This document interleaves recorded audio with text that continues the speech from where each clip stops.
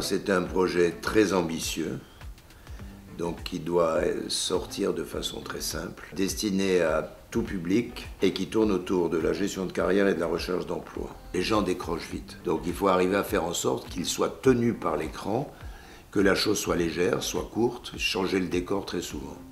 On est en train de mettre au point une nouvelle méthode pédagogique qui pourra contourner tous les écueils des vieilles méthodes qui sont les abandons de tous les programmes de formation à la deuxième leçon. On y croit beaucoup parce qu'on pense que c'est probablement la formule de demain. Ça fait des années que j'utilise le dessin en enseignement parce que le dessin permet soit d'accrocher l'attention d'une personne, soit d'ancrer une idée.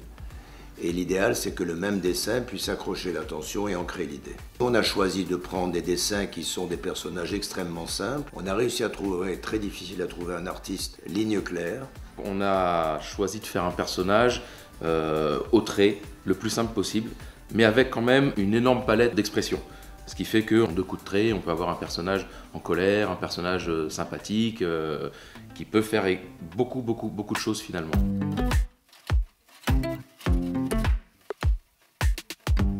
On a trouvé un organisme à Paris qui s'appelle Histoire de vie. J'ai été les voir et j'ai découvert une équipe que j'ai trouvée sympathique parce que très ouverte à des techniques nouvelles et ne voulant pas m'imposer la façon de faire les choses.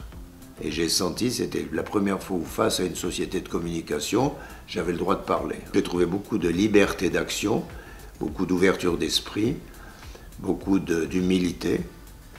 Et puis, un très grand sérieux au travail.